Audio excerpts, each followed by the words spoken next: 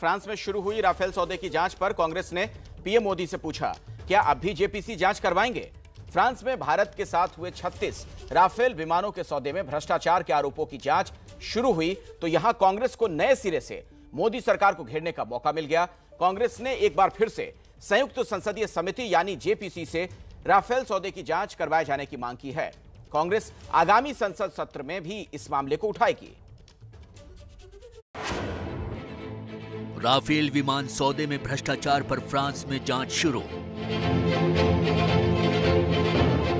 जब फ्रांस की public prosecution agency इस पूरे मामले की जांच कर रही है, भ्रष्टाचार की प्रथम दृष्टि से परतें खुल गई हैं, फेवरेटिज्म की और क्रोनिक कैपिटलिज्म की प्रथम दृष्टि से परतें खुल गई हैं, तो हमारे यहां जेपीसी क्यों ना हो।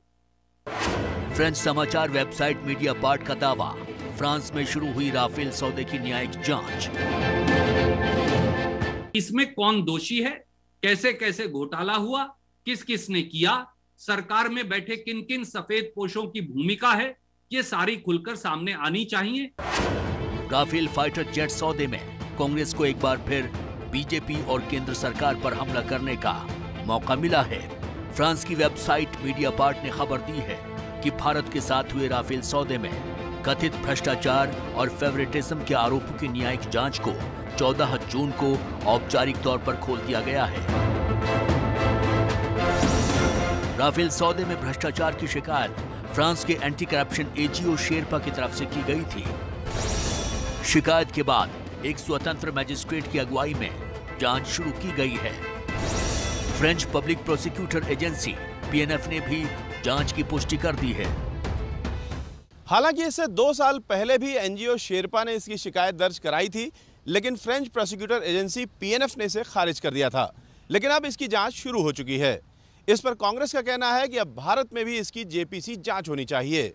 जब प्रथम दृष्टि से भ्रष्टाचार के आरोप सामने आ गए हैं तो ऐसे में जेपीसी की जांच हमारे उन सब सफेद पोशों की या उन अधिकारियों की जिन्होंने देश की अस्मिता को खराब किया और जो भ्रष्टाचार के अंदर संलिप्त थे, उनकी जांच क्यों ना हो। राफेल डील पर शुरू से ही सवाल उठाने वाले राहुल गांधी ने इस पर ट्वीट किया। ट्वीट में उन्होंने सिर्फ इतना लिखा, चोर की दाढ़ी, राफेल स्कैम। कांग्रेस के इन आरोपों पर बीजेपी ने पलटवार किया है। प्रवक्ता संबित पात्रा ने कहा कि एनजीओ की शिकायत पर जांच हो रही है, इसे भ्रष्टाचार की नजर से देखना ठीक नहीं है। किसी भी देश में, किसी भी सोवरेन कंट्री में अगर कोई भी एनजीओ किसी चार्ज को लेकर कंप्लेंट करती है, आगे बढ़ती है, और वहां की जो इन्वेस्टिगेटिव फाइनेंशियल प्रोसिक्यूशन की बॉडी है, उन्होंने एक मैजिस्ट्रेट अपॉइंट किया है, तो इसको एक करप्शन के रूप में देखने की आवश्यकता है, ये हमें नहीं लगता है। मगर इस पूरे प्रकरण को लेकर राहुल गांधी और कांग्रेस पार्टी जिस प्रकार से राजनीति आरंभ कर रहे हैं, यह दुखद है। लेकिन कांग्रेस का आरोप है कि राफेल खरीद में राफेल बनाने वाली कंपनी दसां और फ्रांस सरकार के कहने के बाद रक्षा सौदों में अनिवार्य भ्रष्टाचार विरोधी नियमों को हटाया गया था, जिसके बाद संदेह बढ़ गया था। कांग्रेस के मुताबिक ये बीजेपी बनाम कांग्रेस का नहीं, बल्कि राष्ट्रहित का मामला है। इसलिए वो संसद के भीतर और बाहर दोनों ही जगहों पर राफेल का मुद्दा फिर से उठाएंगे। हम अदालत में नहीं गए क्योंकि हमारा मानना था कि अदालत इसका निर्णय नहीं कर सकती, जेपीसी ही कर सकती है, क्योंकि इसमें एविडेंस की, कागजात देखने की और जरूरत पड़े तो प्रधानमंत्री को भी गवाही के लिए पेश करने की जरूरत है। राफेल पर कांग्रेस और बीजेपी के बीच की लड़ाई नई नहीं है। कांग्रेस सरकार ने फ्रांस से 126 राफेल विमानों की खरीद की बातचीत की थी, लेकिन टेक्नोलॉजी ट्रांसफर पर बात नहीं बनी और समझौता हो नहीं पाया। साल 2015 में मोदी सरकार ने नई डील करते हुए फ्रांस से 36 विमान खरीदे। 36 राफेल जेट का यह सौदा करीब 59,000 करोड़ रुपए में हुआ। कांग्रेस ने ज्यादा कीमत में राफेल खरीदने का आरोप लगाया।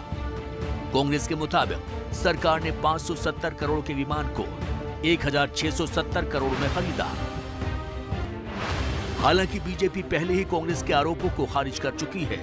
राफेल सौदे पर सरकार को सुप्रीम कोर्ट से भी क्लीन चिट मिल चुकी है। लेकिन फ्रांस में शुरू हुई जांच में अगर भ्रष्टाचार के आरोप साबित होते हैं तो फिर मोदी सरकार के लिए जवाब देना मुश्किल हो सकता है। दिल्ली से संवाददाता जैनेन्द्र कुमार की रिपोर्ट।